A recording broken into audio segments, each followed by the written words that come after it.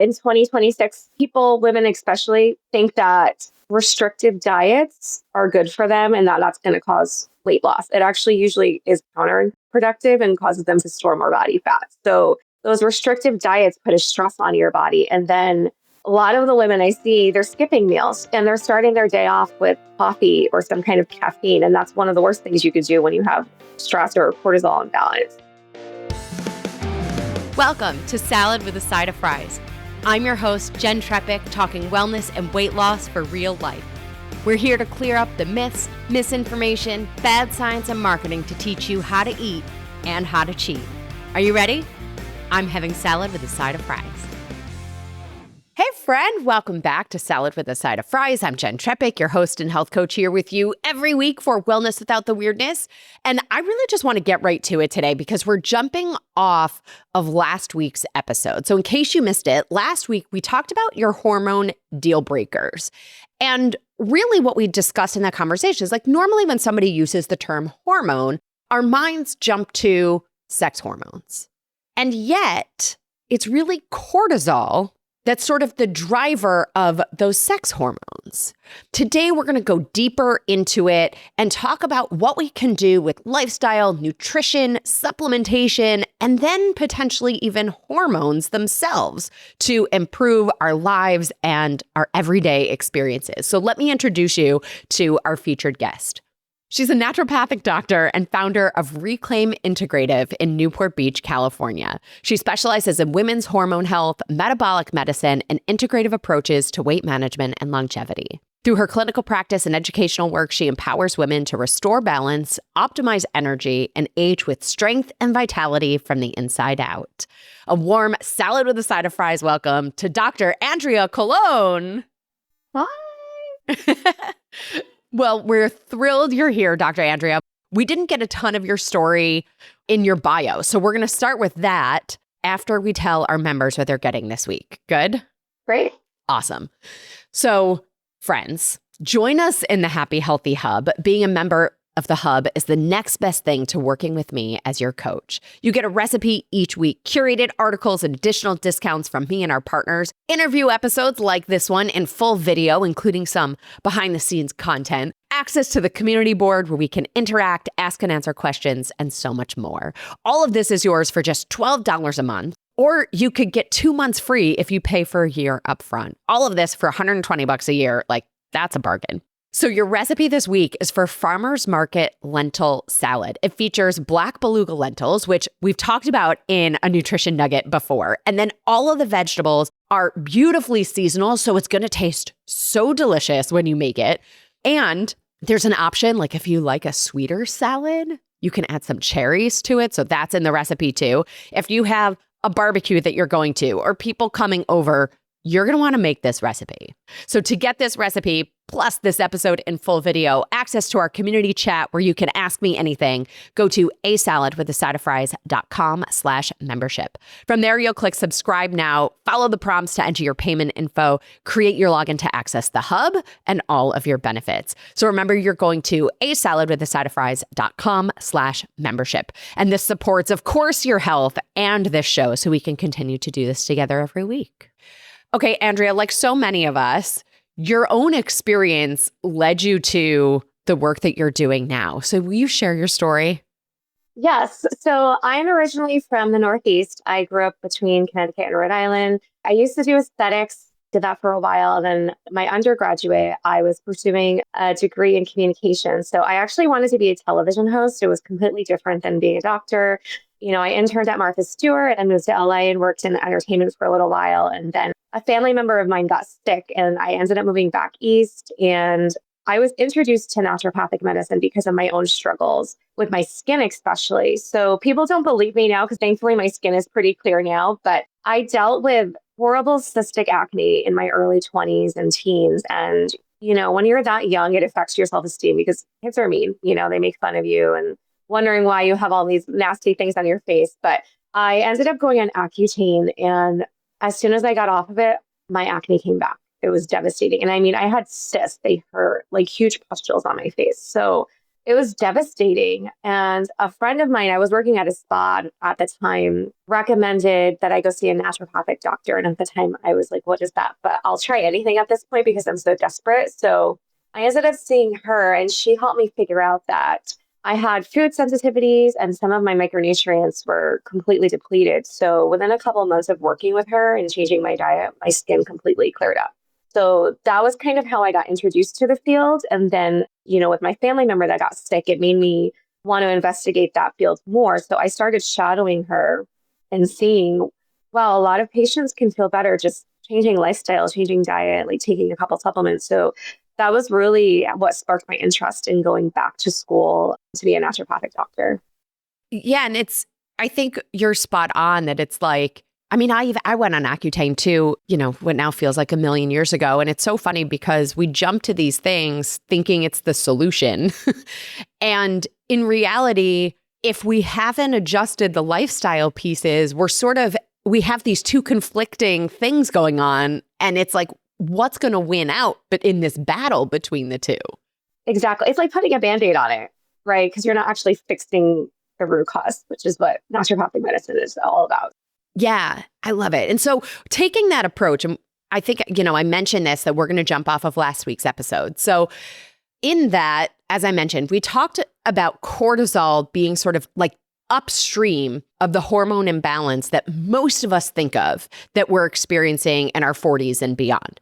So when you and I last spoke, you said women in their early 40s are going through menopause because of stress. And I always like to hear people, different ways of explaining things. So I'd love to have you say more on that, especially for people who missed last week's episode. Yes, I think that stress is not focused on as much as it should be as far as the effect it has on women's health in particular. I treat men and women both, and I honestly find that stress affects women way more than men. It does. The hormones are more imbalanced with women because of stress. And I have a lot of women, different ages. I have CEOs, I have stay-at-home moms. The interesting thing to me is I think that we, collectively handle a lot. And a lot of women I talk to, they're like, I'm not stressed. I'm like, okay, it doesn't mean that you have to be spastic about it, right? But a lot of us hold things internally, and I can see it on the lab work. So, and I know there's all this talk online about lowering cortisol. This is something else I see in my practice. Everyone thinks cortisol is bad, and that's not the case necessarily. A lot of women I see also, they don't have high cortisol. Chronic stress will actually deplete your cortisol over time. So that's a whole nother issue we're dealing with, but symptoms can overlap. So it's just really interesting. That's why I like to collect, I do blood or I do salivary tests for cortisol, and I look at the hormones and I can see, okay, stress is actually affecting them more than they probably think it is. Yeah. And so do you see that maybe sort of those perimenopause symptoms are coming on earlier and earlier for people? Oh yeah, absolutely. I mean, even in my women that are younger that are trying to get pregnant, there's a whole pathway. And I show this to my patients about how cortisol, why they're having issues getting pregnant, and then why the hormones are getting depleted. It has to do with cortisol. It's, we have those main hormones, pregnenolone, DHEA, and then all of that trickles down to estrogen, progesterone. Cortisol is part of that pathway too.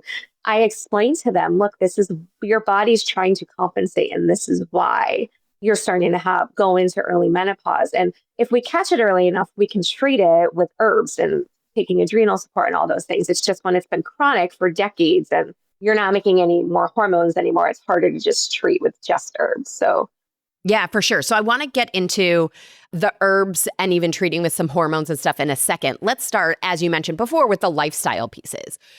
What do you recommend? I mean, I don't know, maybe let's start with nutrition, and then we can talk about movement and some of those other pieces. But let's start with nutrition. What do you say on the food piece of it? Okay. Biggest things I see, not eating.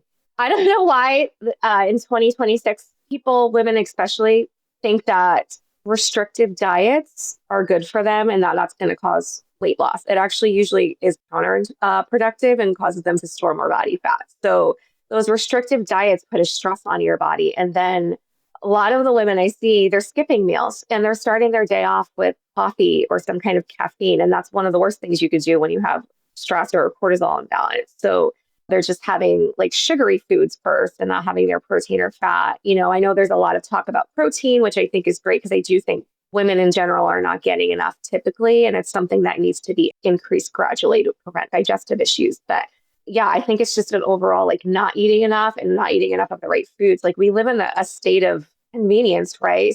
I was so shocked moving to Orange County how many fast food places were here, honestly, because I always thought California, and I do think generally people are more into their health here, but I'm like, why is there McDonald's and Taco Bell and all these things like right around here? Like, why are people shouldn't be, no offense to them, but like people shouldn't really be eating those all the time, cheat meal here or there, like I'll look the other way. But if that's a staple of your diet, it's going to cause more problems than anything else. So I really think it's like not eating. And then when they're eating, they're not really eating the right foods either. So your recommendations are then no coffee on an empty stomach is what I'm hearing. Everybody hear that again, right? Actually, truly eating and choosing protein, quality fat, these nutrient-dense foods, especially because fat plays into our hormones. Yes. Go ahead. You want to say more on that? And then I think it's just people are afraid to eat certain foods still, like even carbs, right? Carbs are not bad if you eat good quality carbs. Like if you're eating white flours all the time, that's completely different than if you're feeding yourself with like brown rice or quinoa, sweet potatoes, like the complex carbs, because you actually need carbs too. So someone that has high stress or cortisol imbalances, like carbs are actually good for them. And again, watching the portions, of course, because if someone has diabetes or something, we're going to be monitoring the carb intake. So I just like not being afraid to eat foods. I'm not a big fan of like restricting foods for a long time. I know I have a lot of women that do yo-yo dieting. They tried all these diets and they work short term. And it's like, well, yeah, because your body needs to adjust, or, maybe keto isn't right for you to do for the rest of your life. So it's finding like a balance with the diet. Absolutely. All right. So that's the nutrition piece. Let's talk about movement. I just want to say, like, so many people use the movement to manage their stress. Yes. So I find either women are not getting enough exercise, or I have the other side where they're over exercising. So too much exercise is also a stress on the body, right? So I have some women that they're doing 7-day workouts. I'm like, your body needs rest. This is why you're not dropping, especially when they're having that tummy fat. It's like you're putting more stress on your body, especially my runners, and I'm not saying running is bad, but if you're doing too much of it, it can be counterproductive again. And then lots of us have jobs where we sit at our desk. I have a stand-up desk at my office now because I was one of those people also, but doing something, even walking, I think is better than sitting all day, and I'm really big on those low impact workouts for women that have a lot of stress or their cortisol is dysregulated, because that's less stress in the body, right? So getting a walk or doing Pilates or yoga or something that's not as hardcore, weight training, like those are not as stressful per se on the body. And they're effective workouts, when you match them with like good lifestyle, good diet, like they're effective. Yeah. What do you say about the time of day that people work out? And there's so much that depends on the person, but how can we help people? Because I do think that, as you're saying, right, like some of the intense exercise we used to do, the body is responding to differently now. So I also think the time of day plays into that too. What do you see? I really think the time of day, right, I really think is patient specific, because our cortisol path, the whole regulation it's supposed to be higher in the morning, right? In a perfect world, we would all be working out in the morning. I am not a morning person personally. I like working out at night. I've tried working out in the morning and I don't feel well. I tell my patients, like, go by how you're feeling. If you are a morning person and you wake up and you're energized and you feel great, work out in the morning. If you're not that person, try to do it in the afternoon or nighttime. So I think it's patient specific, honestly, because I can work out at night and I go right to sleep. I have a lot of patients like that, and some of them have to work out in the morning. So it's just what works for them and how they feel. I don't want someone doing a workout in the morning and then they're completely depleted for the day. That defeats the purpose of working out, And to your point on the sleep piece, the sleep plays such an important part of this, where so often what the body needs is sleep, and we're sacrificing that to get this workout. And ultimately that choice could be counterproductive. Oh, absolutely. I think sleep is probably one of the most underrated things I don't think people realize how important sleep is for their health, especially, I treat a lot of women that have weight or, they're like, I'm tired all the time. I'm like, you cannot run on 5 hours of sleep. You can't. There's no such thing as catching up on sleep. Thank you. It's not a thing. It is such a soapbox issue for me. I'm like, this sleep debt thing that all of everybody's wearables are talking about, like, that's not real. I have to do a thing on that. Anyway, I digress. Sorry. I know. No, it's frustrating. I'm like, you can't catch up. Your body needs the rest. It needs to recover. You need days off from training and working out. You're not a machine, and it's okay not to work out 7 days a week. No one should be doing that unless you're an Olympian and you have a coach that's telling you that's the whole different story. But yeah. And it's counterproductive to weight loss too, because I treat a lot of women that have weight issues. And I'm like, sleep is always an issue. Yeah, for sure. And a lot of the times it has to go back to either hormonal or it's a stress problem. Yeah. Work's always going to be there. I'm like, you don't need to be on your phone at 3 a.m. Sorry. So what are some of your tips, tricks, recommendations with respect to sleep? I think it's about setting boundaries, right? Because a lot of women I see, they have their own businesses or they're CEOs or, you need to cut off the screen time. It's like, you cannot be working until 1 a.m. and then thinking you're going to get a good quality sleep. You're not. You need to shut it off because it's not worth it to be waking up in the middle of the night and have all these health problems later, and it's like, I'm not saying quit your job, but we have to have boundaries with everything, I think, in life. And that's a big one I see. Like, women are working all hours of the night. I have women that wake up in the middle of the night to do work. Like, someone's calling them at 3 a.m. or emailing. I'm like, you should not be doing that. Sorry. Like, nothing is worth your health. You know what I mean? And I think that's the culture we have here now. Yeah, you're right. It is sad because I talk about this all the time, and I hope and believe this is one of the things that came out of the pandemic, but that people realize if we don't have our health, a lot of this other stuff doesn't actually matter. No. And I do supplements and all that stuff, but it's like, if you don't have foundations down, I can give you all the supplements in the world and they're not going to be enough. Exactly. So that's the perfect transition because we're going to move into, like, with the foundations of these lifestyle things that we talked about, we're going to move into the supplementation and when to add hormones, or how do we choose what that moment is and where do we start? So we're going to come back to that after we highlight our sponsor for this episode, BetterHelp. With this show, we have aha moments. That moment when something just clicks and makes sense and changes the way you see things. So maybe it's realizing that your plan was working against you. Maybe it's realizing, as we just said, that you need support around setting boundaries. These moments are powerful, and therapy can create the same kind of breakthroughs and the support to help implement the actions. This might even be the way you see yourself. And just like your health, you don't have to figure this out alone. Having support, a fresh perspective can make all the difference. So BetterHelp makes it easier to start therapy. You take a quick quiz, get matched with a licensed therapist, and communicate however works for you. That could be phone, video, text. And if the therapist isn't the best fit, you can switch at no extra cost. Because breakthroughs don't only happen on your plate or during exercise. Over 6 million people have gotten help through BetterHelp, earning them 4.8 out of 5 stars on the App Store. Go to betterhelp.com/sideoffries and get 10% off your first month. That's betterhelp.com/sideoffries. You'll also see the link in the episode notes for you. Okay, Dr. Andrea. So hormones can be a tool. And before we get to adding hormones, we spoke about the lifestyle pieces. So now let's talk about the supplements. So what are some of the things that people might want to look at or play with to help support their hormone balance? So this is why I'm really big on getting blood work with all my patients, because I want to know metabolically what's going on with them, right? So I want to know, what are your inflammatory levels looking like?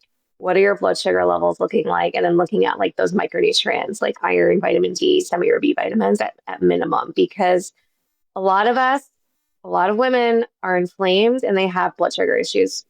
Those are going to affect your hormone levels. It's going to suppress them or make them off. So it's like, again, correcting what we need to with blood work, with diet and lifestyle before I even add hormone replacement or anything like that.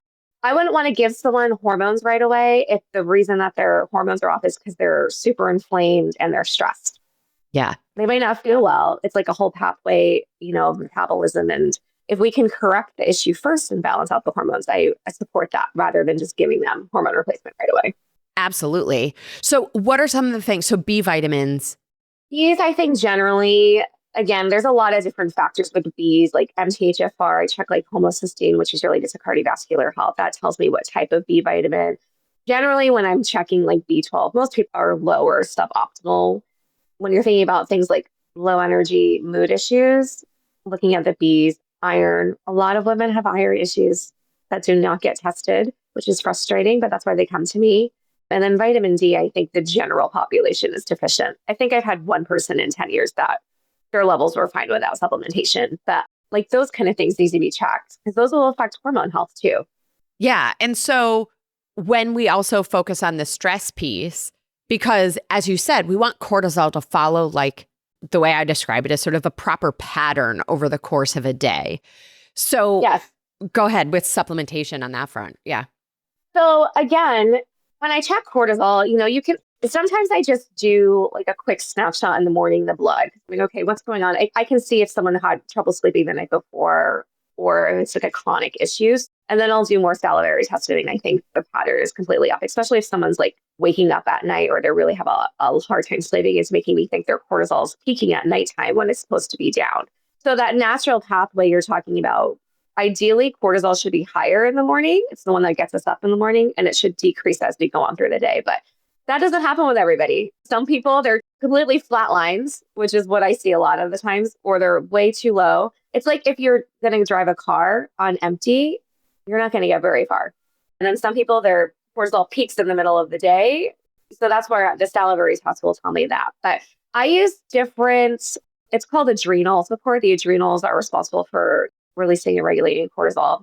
I use different herbs depending what's going on. So if someone has high cortisol, I'm going in and using those herbs that are going to calm that pathway down. It'll help with their sleep and make them feel more calm. That's more of like the rhodiola, the ashwagandha. Yeah, L-theanine, those kind of things. And then when I'm dealing with low cortisol, it depends on how low. So sometimes herbs are great, like ashwagandha. I mean, even rhodiola there. I'll use a blend, ashwagandha, rhodiola, even still, shishandra berry. If they're really depleted, I'm going in with herbs and I'm also doing like adrenal extract because sometimes herbs is not, I have to take that. I have a lot of stress, but sometimes herbs, which I love herbs, but sometimes they're not enough. Some people need a little bit more of a boost. So those are I commonly use herbs. I rarely have to do where people have like extreme adrenal fatigue, then we're talking about like medications or like low dose hydrocortisone or something. I rarely. Yeah, I had adrenal fatigue. Goodness, what year was it? I think it was about 2015, 2016, 2015. And we used licorice root extract. And I remember being like, oh my God, like this is what energy feels like. Like, oh yeah. wow. That's usually in the blend, one of the blends that I use. It can be a game changer. And again, like just herbs sometimes can be enough for people, which I love. Yeah. Sometimes they need a little bit more. Oof. But yeah, that's great that you felt better. Yeah. So then when do you see, or how do we help people assess that it's time to add hormones themselves versus some of these other nutrients to help the body produce its own hormones?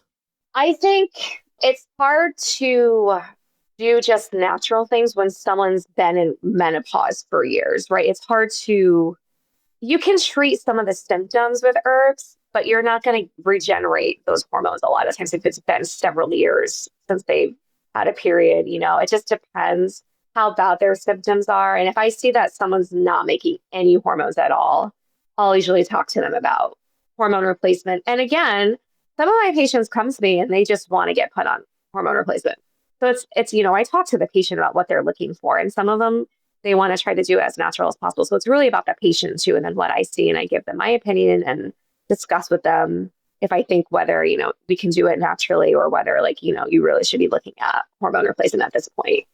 Yeah. And so I guess what are some of the questions that we can recommend people ask their physician or the practitioners that they're working with so that we can help everyone determine the moment for hormone replacement or even, about different approaches to hormone replacement? So, I hear this a lot from my patients because their primaries, and again, it's nothing against them, it's just a lack of knowledge because they just recently, I'm sure you saw this, removed the black box warning on estrogen. So now there's been a shortage of estrogen patches. But I think it's just now traditional medicine is like, okay, maybe hormone replacement isn't so bad, and I'm talking about bioidentical. I don't prescribe synthetic, but I think, that's part of the reason people see me because they're not getting answers from their other doctor. And I think it's just like a lack of awareness or, knowledge. And that's probably going to change now that. Yeah, there's so much confusion. So there's pellets, there's creams, there's oral, there's patches. How can we help people understand the differences and which might be a better path for someone? Like, how do we choose between these options? So again, that is, for me, it's patient specific because I talk to my patient. I give them the options and we talk about what works for their lifestyle. So some of my patients are fine doing creams every day. Some of them hate it. They won't do it every day. That's when we're talking about like, okay, maybe a pellet or something you don't have to do daily is better for you, or like a patch, but a patch is not good for my women that do hot yoga all the time. It falls off.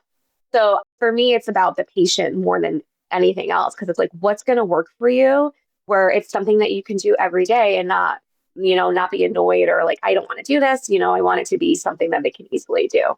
Yeah, and I think the other piece that happens with hormone replacement is that people automatically think estrogen and progesterone. But you speak a lot about pregnenolone. So can you talk about pregnenolone in terms of what it does, what people might be experiencing, if that's where they might best be served looking at? Oh, yes. I love pregnenolone. That's my favorite hormone. People don't test it, which doesn't make any sense to me because it is the master hormone. So when you're looking at the hormone pathway, all the hormones come from cholesterol, and then pregnenolone is the main hormone. So I call that the grandmother. So that one is usually affected with stress first, that and progesterone. And I don't know why people don't check it. They should start checking it if they're not, because it affects everything in the body. It's libido, sleep, your mood, weight. It can cause joint pain, muscle aches. It's one of the hormones that's preventative against Alzheimer's and dementia. So I've seen this with women. They come to me because they're on just estrogen and progesterone, and they're like, I still don't feel well. And I'm like, well, yeah, look when we test these other hormones, those are completely depleted. Pregnenolone, DHEA, again, and the cortisol, like that's spot treating to me, just giving someone two hormones when they haven't looked at the whole pathway. Yeah. And can you speak to testosterone too? Because I'm seeing it more and more where women are getting their lab work and they're seeing testosterone at like 0. What do you typically see as what's happening and what's sort of the cascade that gets us to that? Again, so there's a lot of different factors, but again, a lot of it can be from that stress pathway. Stress can pull from pregnenolone. It can pull from any of the hormones, really. Pregnenolone, progesterone, even testosterone. So with testosterone, I'm always like, what is your protein intake? Are you lifting weights? That hormone, I usually will add in last unless someone's having really crazy side effects, like they have zero libido, crazy brain fog.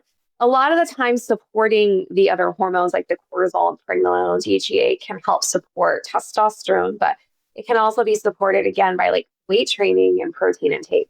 Excellent. And I'd be remiss if I didn't ask this question because of the prevalence and what I'm seeing all the time, especially with people coming to me sort of after the fact. So their lab work is showing their hormones are all over the place, right? Their testosterone is 0. We talked about the nutrition piece. Do you know where I'm going with this? We talked about the nutrition piece. And then they are given a GLP-1. Mm-hmm. And we know undereating plays into this. We know that there's so much connected between hormones and the gut. And yet, at the same time, the other side of that equation is the importance of balanced blood sugar and some of what can happen for somebody who does have metabolic dysfunction. So how do you see in your practice sort of the interplay between these? I think the glyphs are really great medications when they're used properly. I think they get a bad rap because people are getting put on these crazy high doses and no one's monitoring them. And that's dangerous. I will put someone on a low dose to jumpstart their weight loss after I've gotten their blood work, because I want to, again, look at the foundations. What do we need to work on with your lifestyle and your diet? Like if you're under eating, I'm not going to put you on a GLP-1 right away. I got to get you eating more protein, especially. And I explain to women why, right? Because I'm like, this under eating phase is you're just storing body fat. It's not healthy for you. And I check in with the patients monthly too, also to see how they're doing, because I'm really on my patients about, are you eating enough? Are you getting your protein? And are you working out? Those are non-negotiables. And I will take patients off if I think that they're abusing it. That's not the type of patient that I put on GLP-1s. I've only had a handful that I had to turn away because it was, something else going on with them. But I think that, again, the medications are great when they're used properly. I've seen it lower inflammation, cholesterol. I've had patients get pregnant that were having issues with their fertility before. And now they're being studied for like cancer prevention and all those things. I think they're going to keep coming out with the benefits of them. And again, when they're used properly. Exactly. There's that caveat piece. And I'm curious if you see specific to this conversation, you mentioned you want their hormones to be in a place before you're starting them. Is that what I'm hearing from you in terms of the lifestyle? So I always get like blood work and everything first. And like I'll start, if we're going to do hormone replacement, like I'll start them on low doses of the GLP while we're correcting everything. But part of the reason I do that is because, a lot of the women I'm seeing, they're discouraged because they're thinking they're eating well. A lot of them are. They're working out. Why am I gaining all this weight? And it's discouraging. And then it makes them not want to eat well and not want to work out. So then if it's a hormonal issue, I can work on that and help them also feel more motivated to stick with lifestyle changes by just giving them like a small dose of one of the GLPs for a couple of months while we work on correcting the imbalances. Yeah. And I think you're right. It's every time you're mentioning it, you're talking about it as a combination of things. Because it's a tool, right? Any of these are tools. Peptides are tools. Even supplements can be tools. You know what I mean? So it's like, again, everything works better when the foundations of health are addressed. Absolutely. So final thought to wrap this up before we go to our rapid fire off topic questions. Women, we need to be kinder to ourselves. I think we just, there's so much pressure to be perfect and that feels stressed. And it's like, if you're not feeling well, something is off, and don't let someone gaslight you into thinking that you are crazy. There's something going on. Find someone that can check your hormones and check your blood work, because usually there's something going on there and it's not just all on your head. Absolutely. All right. Are you ready? Our rapid fire off topic questions. I think so. Yeah. All right. What's the best thing you've done for your health this week? What's the naughtiest thing you've done for your health this week? The salad and fries of your week, if you will. Okay. This was a good week for me because I just came back from vacation and I've gone to the gym 4 times, that's a good week for me. I just had a big birthday too. Happy birthday. 40. Now I'm like focused because I'm like, okay, I'm not getting any younger. I need to make sure I'm working out. Love it. But I did have fries yesterday. I mean, for good reason. I'm on board with that. All right. If you weren't a naturopathic doctor and the founder of your practice, what would you do? TV hosting. That's originally what I was going to do. Yeah, I love it. I do acting on the side, actually. It's fun to me. I've done plays. And if I wasn't being a doctor, I would pursue that. Love it. Your favorite book on any topic other than your area of expertise, or you could give us a fiction book. I honestly think one of my favorite books is The Great Gatsby. Yeah. If you could cure one ailment, disease, or sickness, what would it be? I would say cancer. Yeah. If you were a superhero, what would be your superpower? Being invisible. I see you. Okay. I won't get into details about why, but What's your biggest pet peeve? I just had this conversation yesterday. I think people that complain about everything for no reason. All right, last one. In your opinion, what's the next frontier in wellness? I think it's already starting. I think the peptide movement is going to be even more popular than it is. And I think that the research behind them is going to be important. And I think those are also something that are really, really great when they're used properly. Yeah. Awesome. Well, thank you, Dr. Andrea Colon. Tell everybody how to connect with you, where to learn more. Yeah, so I am based in Newport Beach, California. I do treat patients in California. And you can find me on Instagram at Dr. Andrea NMD or reclaimintegrative.com. Excellent. Well, thank you for being here, sharing with everybody your time and expertise. We appreciate it. Thank you so much for having me. This was great. Good. All right, friends, on Friday in this week's Bite Size bonus episode, we're talking about Peak Life, BT Fountain, an RE fountain. So these were submitted by Blair H through our website. She said she loves other products from this company and was curious about these two. Specifically, I'm quoting her. She said, are the BT and RE fountains a tool, in quotes, for micronutrition or glorified expensive crystal light packet? Well, Blair, we're going to look at them together on Friday in this week's bite-sized bonus episode. So be sure wherever you're listening, click the plus sign or the follow button, and then your app will alert you when it goes live on Friday morning. Well, as always, everybody, I'm your host, Jenn Trepeck. Connect with me on Instagram or all social media. I am at Jenn Trepeck, JENNTREPECK. Website is asaladwithasideofries.com. Pick your platform, send a message, because hearing from you is truly the highlight of my day. This is also the easiest way to learn more about working with me as your coach. Dr. Andrea Colon, thank you again for joining us this week. Thank you for having me. This was fun. Awesome. And friends, if you are not already a member, join us in the Happy Healthy Hub. You'll go to asaladwithasideofries.com/membership. This shows your support for this podcast, this community, and most of all, your health. On top of this week's episode in full video with some behind the scenes pieces and your 24/7 Ask Me Anything on the community board, you'll get this week's recipe for the farmer's market lentil salad. So until next week, remember, hormones are a powerful tool after we focus on lifestyle and strategic supplementation. Well, friends, that's it for today's episode of Salad with a Side of Fries. Congratulations for making yourself and your health a priority. Thanks so much for joining us. Be sure to click subscribe or follow on your favorite podcast platform. Share us with a friend, and we'll be back next week. Always remember, you deserve it, and you are worth it. Happy healthy.